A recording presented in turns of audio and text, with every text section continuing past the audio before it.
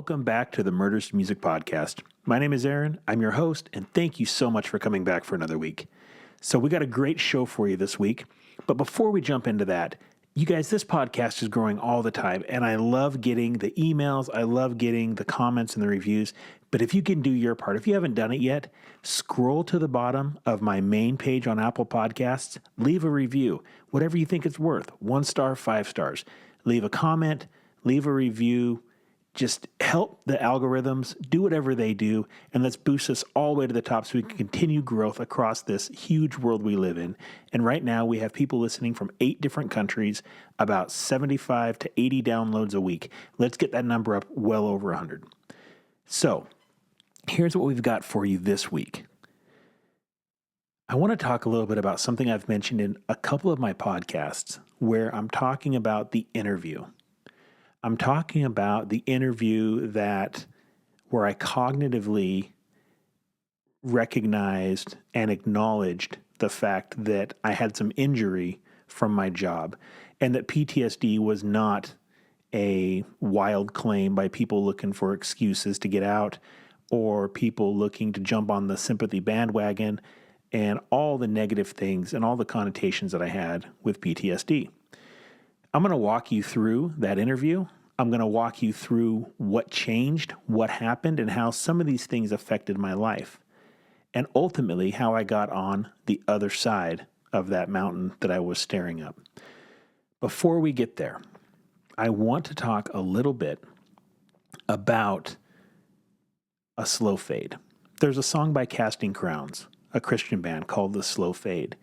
And it talks about how your life is very, very good. And everything is going the way that it should. But you let one little piece of Satan in, or you let one little bump in the road jump in your path, and you may not notice the effects of that right away, but then another one, and another one. And before you know it, you get halfway to where you're going to end up, and you look back, and you don't even recognize the person you were when you started. But you don't stop it there. You continue to allow it to grow, and another one, and another mistake, and another indiscretion, and another issue that you let into your life, and before you know it, it's a slow fade to a very, very dark place. And when you get to that dark place, you may not know or recognize how you got there. You may not recognize all those bumps in the road that changed you from the person you once were. But what you will recognize is the person you've become. It may be a situation where you can't even look back to remember the person that you were before.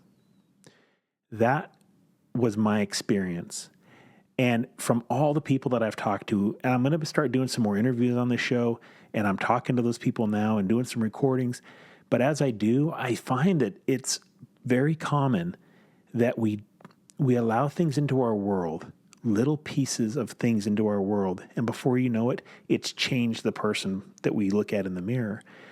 And in my situation, I didn't recognize who I had become because I was so caught up in the moment. You know, this interview comes in the beginning of the workers' compensation phase of this. To set the stage, I went to the doctor. The doctor had told me that I had PTSD. The doctor got me in touch with a head doctor, and the head doctor told me that I had PTSD. From there, I had been in touch with another doctor. This time, it was a workers' compensation doctor. They told me that I had PTSD.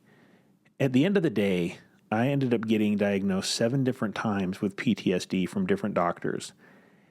You shouldn't have to go through the process 7 times for somebody to finally grip on to the fact that you have some kind of mental illness or mental injury, I'll say. But you know what? That was okay with me. It was okay because I kept hoping that somebody would say, he doesn't have PTSD, and I hated going through and answering the questions and reliving things. I knew that sucked. I didn't know why. I just knew it sucked. And the whole time in my head, I knew that I had it, but I guess in my heart I knew that I had it, but in my head I kept hoping that somebody would come up with a different reason for me being where I was in the situation that I was in. So as I talked to my counsel in this, because if you go through a workers' compensation case, I highly recommend that you get some kind of legal counsel and somebody that has been there and done that before and knows the ins and outs of it. So I talked to my legal counsel, and I was told that I needed to do an interview with the workers' compensation people to talk about who I was, where I came from, a lot of the stuff that I've shared on this podcast, but they needed to get into the stressors in my life and why I felt that my experiences at work had influenced either my professional or my personal life. And at that point, just like the slow fade, yeah, I had been involved in some stuff, but I didn't recognize the significance of it. And I thought that it's just something you dealt with. You literally go to it, you wash the blood off, you move on to the next call, and it's who you are. It's part of the job. We don't talk about feelings. We don't talk about emotions. We're numb, we're cold to it, and it's just part of the day-to-day. The stuff that we see in law enforcement, firefighters, first responders, you in your world, the stuff that we see every single day, or the trauma that we experience, or the domestic violence relationship that we're in, or the shitty work environment that we're in with the boss that we can't stand, that completely tears us down and doesn't build us up or value us, all of that stuff, it's just the day-to-day. You do it, you move on, and that's the way Tommy treats me. You know what? Every time I go to work, Tommy or Bill or Bob or whoever it might be, that's just the way they treat me, and that is life. Every time I go to a call, it's just another call. It's another dead body. It's another kid that's not going home to the parents, and we move on with it. I didn't realize that those things affected me. So when I went into this interview, I was upset. I was angry and frustrated that I had to do it again. I did not want to talk about it. My things that I had experienced were not affecting me. PTSD was, again, a joke, a cop-out, a cry for help for somebody that is looking for an excuse. So I go into this interview, and I talk about all kinds of stuff. First, if you've never done one of these interviews, they talk about things like, do you take any prescription drugs? Have you ever taken any? Where were you born and raised? Are you married? Do you have any kids? What's your employment history, current, past? What positions have you held? What is your employment setting like? What are your relationships like? Have you ever been disciplined? What other stressors do you have in your world? Other finances, salaries, kids? Have you ever been a victim of anything? How's your relationship with your spouse? How's your relationship with your kids?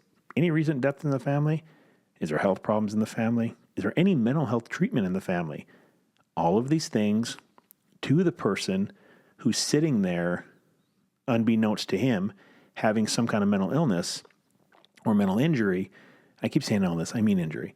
All these feel very attacking and very antagonistic. No, I don't have a death in my family that's causing these problems. No, I don't have any health issues in my family causing these problems. No, there's nobody else with mental health issues in my family. This is not hereditary. So on one side of me, I am defensive and defending the fact that I don't have these issues in my life. But on the other side, I don't have PTSD either. So it's just the way I am. Get over it and let's move on with life. That is how I went into this interview. It seems like even at that moment in time, there was internal conflict in my brain. No different than when we put ourselves in situations, and I've spoke about this in the past, where we are compromising our family. We are doing things in our private personal world that is compromising the integrity of our family. Or we are doing things at work. We are stealing from the evidence room. We are drinking on the job. We are doing things that are compromising our integrity, of our job, and what people have trusted us to do, we are having stumbling blocks in the road of life for whatever reason, yet we continue to do them. So that is where I found myself. I found myself in this situation where I didn't recognize the things in my world. They were affecting me. I'm having this internal debate whether or not I have PTSD or not. I've been diagnosed multiple times by people. I think it's a cop-out and an excuse. Now we're going into this interview. I'm defensive because none of these things apply to me. We're wasting everybody's time. Let me get back to work and solve more murders. Then we get to the critical calls part. I was told to have some critical calls in mind, things that may have influenced my life or my decision-making, my professional or personal relationships. So I jotted down a few of them. And these things are things that I experienced over the years. And I start talking to the interviewer. It was a lady. And I remember, telling her, I'm going to tell you about the ones that kind of haunt me, the ones that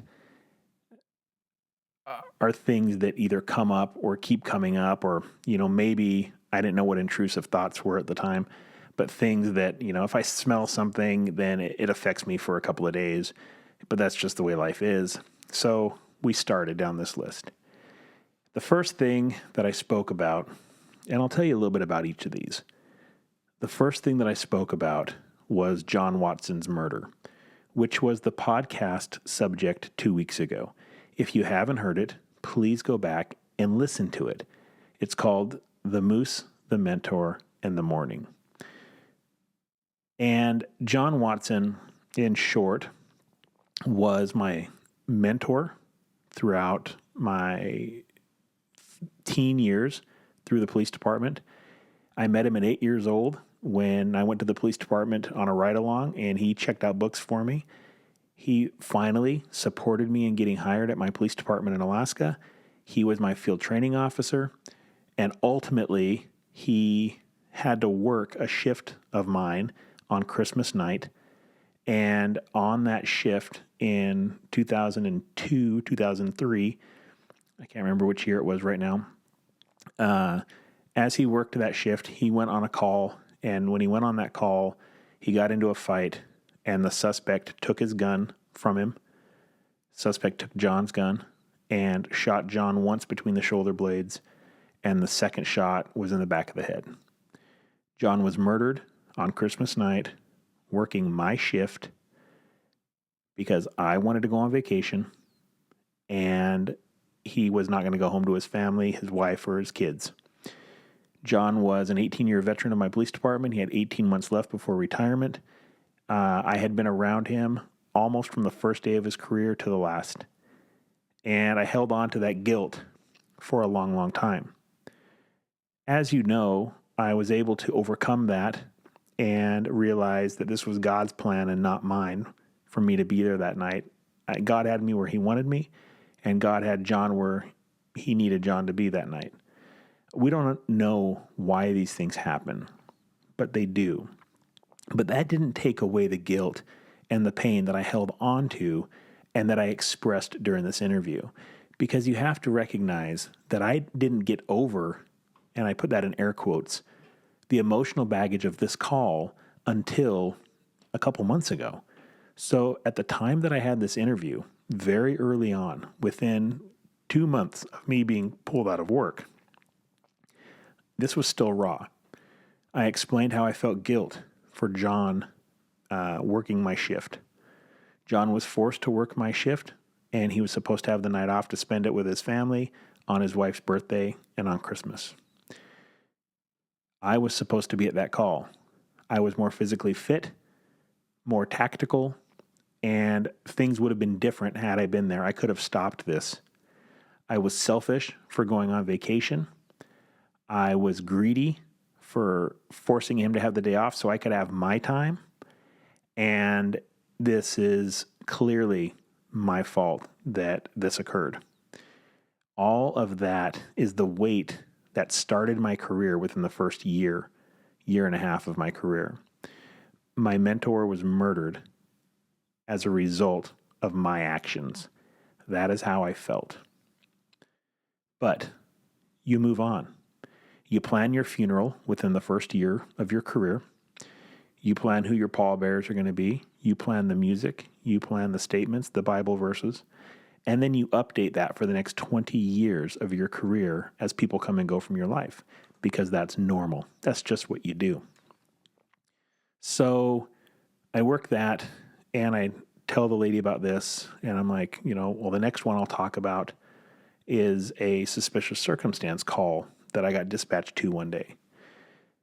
That call came out as, and I was a young, eager, high-speed cop in a small town that I didn't understand small town policing, or there was no black and white. There was no gray in my world. Everything was black and white. And a partner of mine, Jeff, and I went to a call.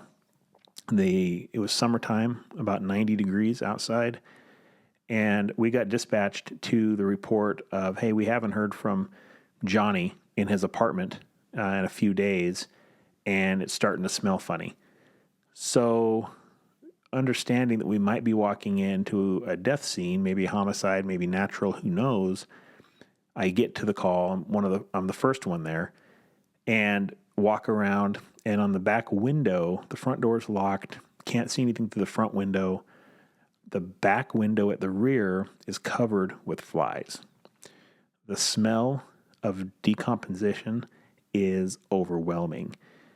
And ultimately, we make entry into this, and that is the first time that I'd walked in and found a dead body.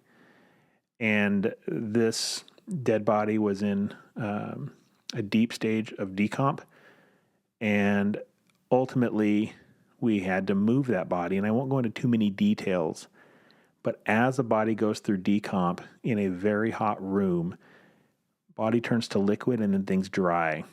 And if you can imagine a piece of leather that might be wet and then dried to the extreme, when you move it or you bend it in half, maybe it will crack or break.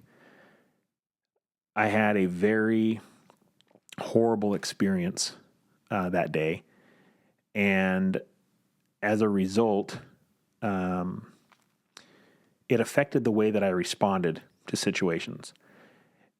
I felt cowardly, as I would sometimes respond to situations over the next 20-something years of my career. But honestly, I did not want to walk into another scene like that. I didn't want to be the one that showed up and found the dead body. Now, that doesn't mean that I'm not going to respond effectively to a crime in progress. But the calls that we get that says, hey, we haven't heard from Johnny in 3 days, it's 100 degrees outside and it's starting to stink, I didn't respond quickly to those.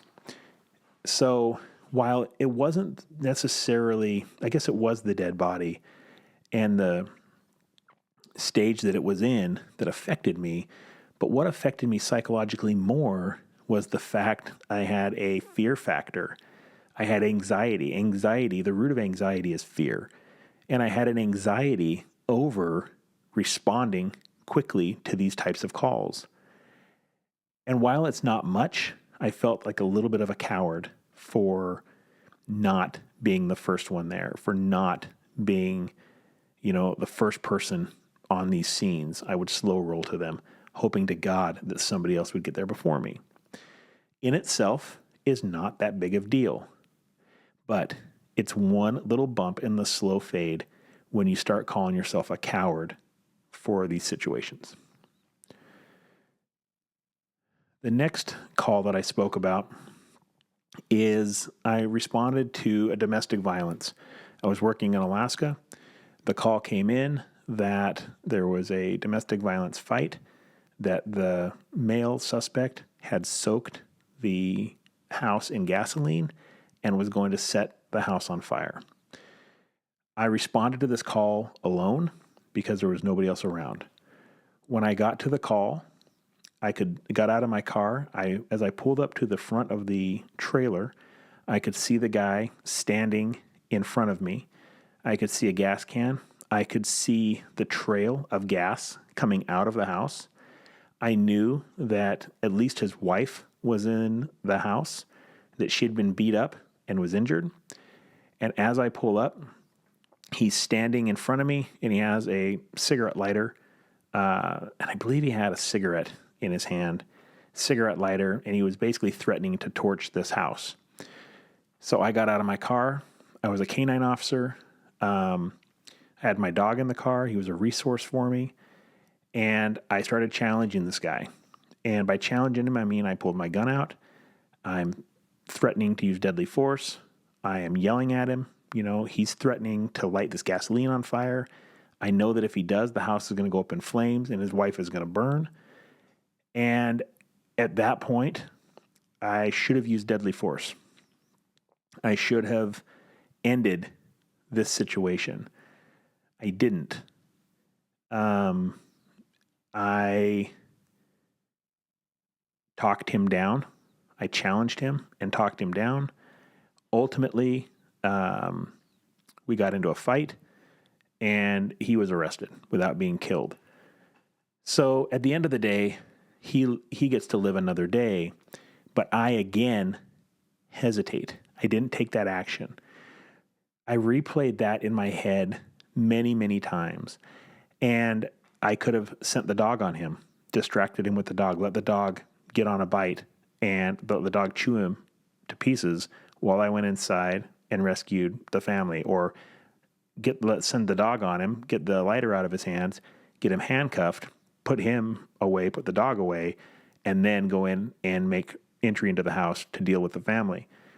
Instead, I allowed the victim inside to remain in peril and potentially get set on fire. And had he lit that, there would have been nothing I could do to save her life. It would have went up in flames. When she came out, she was absolutely soaked in gasoline. The house was soaked in gas, the trailer. Trailers go up very quickly anyway, and it was a bad scene. So what did I get out of that? I get just another stumbling block of, man, I am, I wouldn't say cowardly, but I didn't immediately act the way that I feel like I should have based on my training. I should have taken more immediate action. I should have been decisive, made a decision, and hindsight, I should have shot him and ended the immediate threat to his family.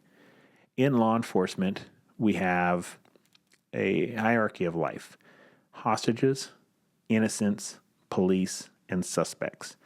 So in that hierarchy of life, hostages are the most important, and we risk all the other three. Innocents is the next important, and we risk the last two. We, as police officers, are more important than the suspects, and the suspects were at the bottom of that tier. We had hostages and innocents held inside that trailer, and I did not implement the priorities of life the way that I should have. I resolved it. It was resolved okay, but I judged myself for not taking immediate decisive action. And that's just one more thing. How does that affect me? That affects me when I go through my life, and when I go through the rest of my career. Now I immediately take action, and I don't screw around. If somebody needs to be touched, I touch them. If somebody needs to be taken down, I take them down. I had no problem getting into fights because I was trying to make up for that situation that I didn't act upon when I was working in Alaska. I was very, very quick to use force. Very, very quick to hurt somebody if they needed to be hurt. And that is the effect that call had on me. I get to Oregon. I get on the child abuse team. I have a small baby at home, and I have my first infant death. That infant death, I went to the autopsy, and I do the autopsy. I feel fine about it. I don't do it. They do it. I'm there witnessing. We have a 16-month-old baby named Wesley that had died as a SIDS death, or sudden incident death syndrome. and unexplained death. And it ended up being a co-sleeping death is what it ended up being. But I had to go through that autopsy and watch that baby be skinned and opened up and everything else.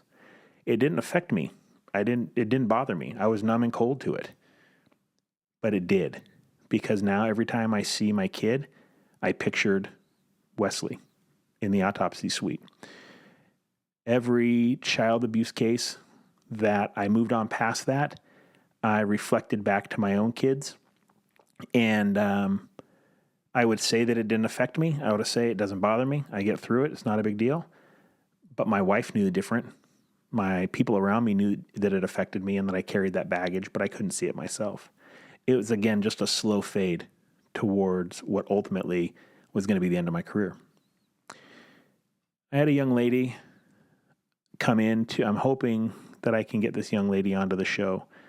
Had a young lady come in and report that she had been molested and raped by her father over 1,000 times over, and I don't remember the exact numbers, from the time that she was 2 or 3 years old to the time that she was 18.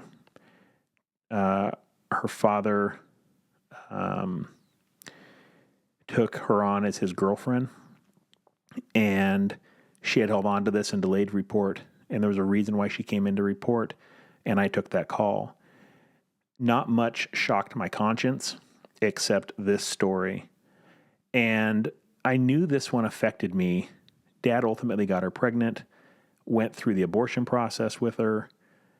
I heard this story. I ended up doing the investigation. We did a pretext phone call to Dad where she spoke to Dad about the incidents over the years. Ultimately, Dad was part of a motorcycle club or gang. We ultimately arrested him. I went and did an interview, got a full confession after several hours of interviewing. It turns out that she was not the only victim, and Dad went away to prison for a long, long time. I knew this one affected me long term because I took it home with me and I cried and I cried and I cried going to sleep. And then a year later, whenever it was, father was sentenced, and the victim in court thanked me for what I did and the support that I had been for her. And I cried and I cried and I cried again. And I knew that at this point, I was starting to take some of these home, and it was starting to fill up some space inside my head. I got shot at in Rockwood. We were working an armed robbery situation. I got shot at. The bullet hit, a foot above my head on the apartment wall that I was standing in front of.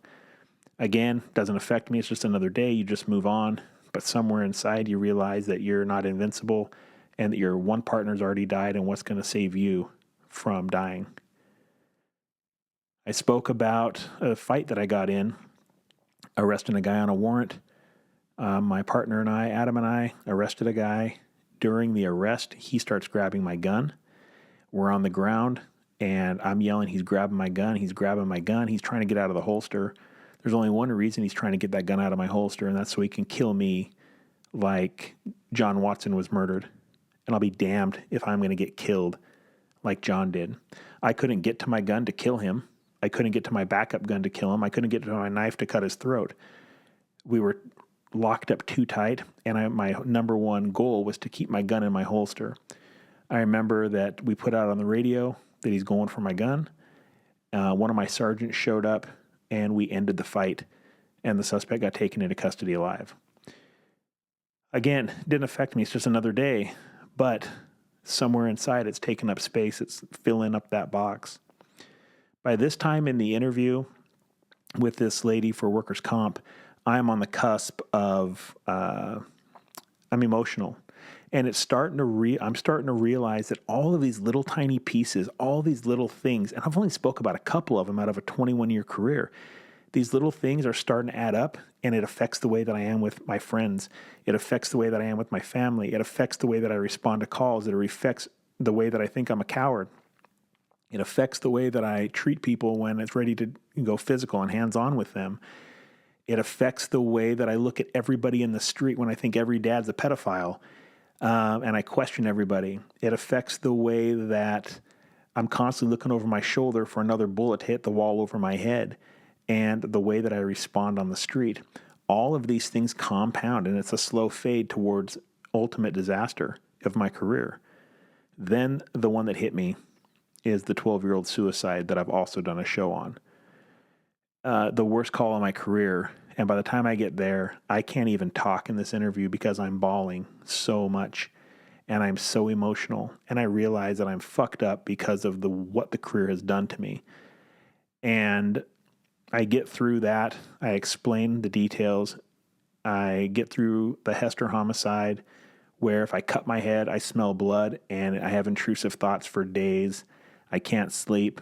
And then finally I talk about an officer-involved shooting we had where a dad set his 2 little girls on fire, killed them in the back of a truck, set them on fire, got into a shootout with the police, and the car went up in flames.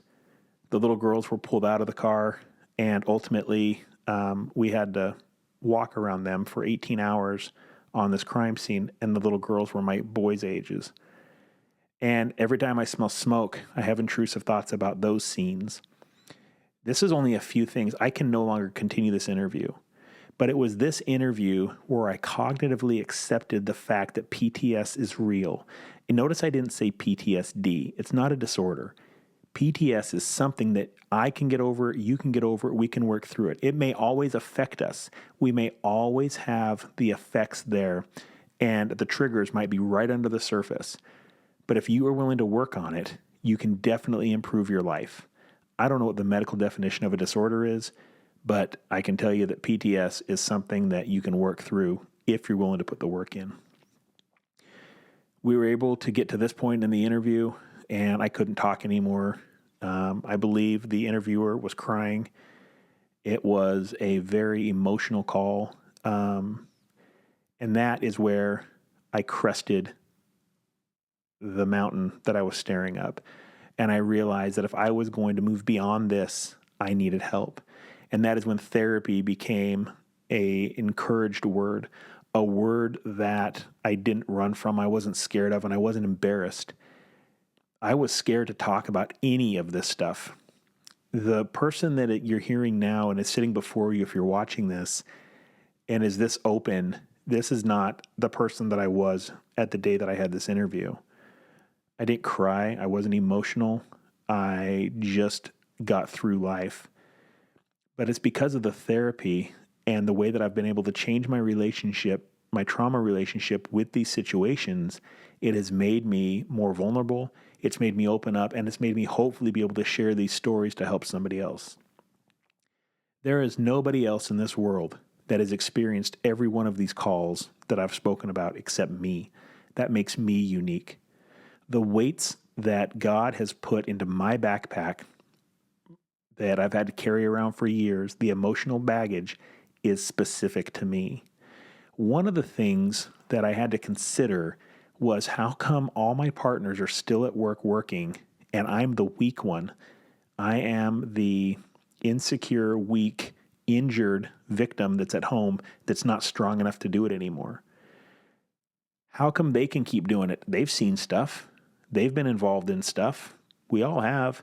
How come they can still work, but I can't? And I think the reason for that is because my backpack was full. It was overflowing, and it was time for me to be done. And it took me a while to understand that that's okay. This is when the loss of identity came. This is when I stopped questioning what my purpose was. And I kind of opened the door and the space for God to show me what my purpose was. I was able to go out and do some therapy specific for first responders. One's called First Responder Resiliency. It's in Northern California. That takes a scientific approach to PTSD.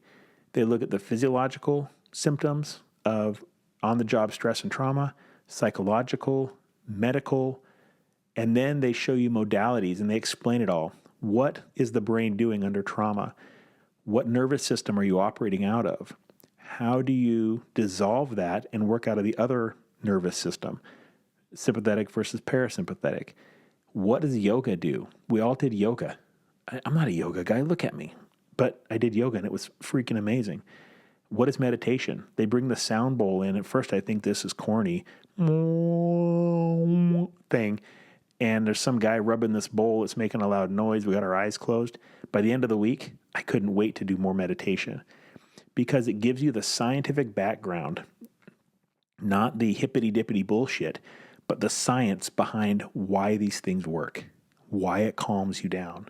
I held my breath for 2.5 minutes in this, I think it's called Wim Hof breathing or something. It's some guy in breathing technique. 2.5 minutes, I held my breath. That's a long freaking time. And I didn't die. I did go somewhere because I woke up and the guy was like rubbing my chest. But anyway, I think it was totally heterosexual. He's like, you went somewhere, bro. Your eyes were rolled back. Anyway, I didn't breathe for 2.5 minutes. So we do that kind of stuff. We do coloring. We do games. There was no alcohol. You don't need alcohol to have fun and decompress, which is weird because a lot of us always used it. So I did that one. That was great. It's a week long. And then I went to one called Oak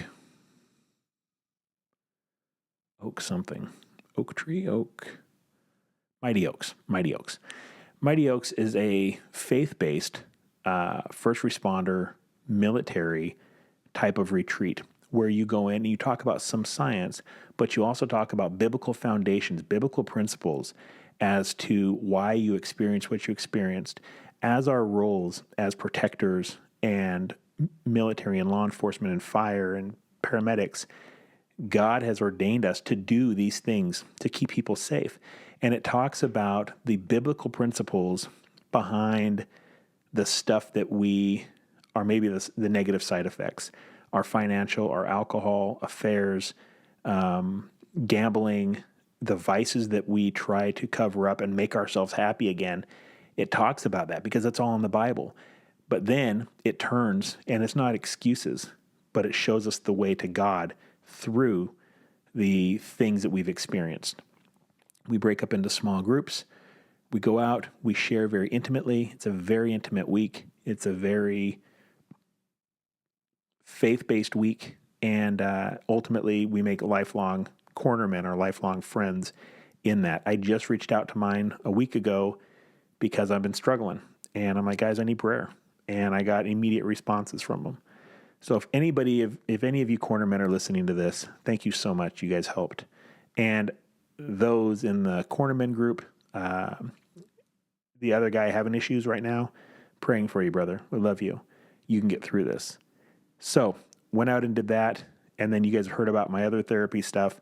All of this is not about me, but this is more about you. All of this stuff is available to you as well.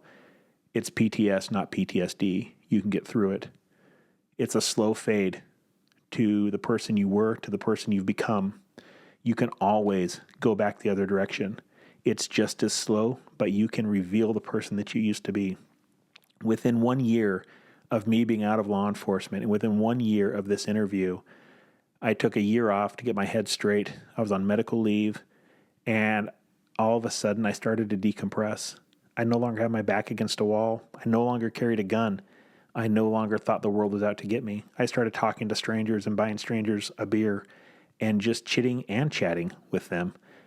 My wife told me that she didn't even recognize the person that I was, and she did recognize me, and it's the person she married 25 years earlier, the person who was nice and wasn't living under a shield of armor all the time.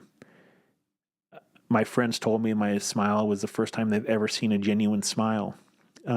I was at a really, really good place, and I was there for a long time. Then I got into this last trial, and now I'm kind of climbing myself back out of it. I'll get there again, but my point is, slow fade one direction, you can go back the other way. Don't think it's ever too late. Don't ever end up with a gun in your mouth like I did. Don't end up throwing your hands up, acquiescing to the world and saying, you know what, fuck it. Life's not worth it anymore. There's always a way out. Seek help, get help. You guys, thank you so much. I really appreciate you listening. I thought it was very important for me to be able to talk about this specific interview because I've referenced it a bunch, but it helped me cognitively move past that stumbling block of a PTSD diagnosis. Also, after this, I had been having some medical issues prior to this where I was having TIA symptoms or stroke symptoms, complete paralysis of the right side. After this interview, I had no more. And I do believe that they called it seizures. I believe that I had so much internal stress that the stress of accepting PTSD, knowing I had it but not wanting to have it, knowing my career was over but not wanting to be over, all of that stress caused these stroke-like symptoms. Once I cognitively accepted where I was, those went away. So, again, thank you so much for coming out for another episode of the Murder Music Podcast, listening to my story. Hopefully it helps you. Hopefully there is a parallel there that you guys can wrap your mind around, and it can help point people in the right direction. Purpose of the podcast, educational, entertaining, provide value. So I just want to be sure that we can provide value and have some education components in this. Thank you guys so much. I can't wait till the next episode. You guys, I got some really good interviews coming up. I got interviews with people from my field, from other fields. Please check back, stick around, like it, tell your friends, download the shit out of this podcast, and I can't wait to see you on the next one. Take care, guys.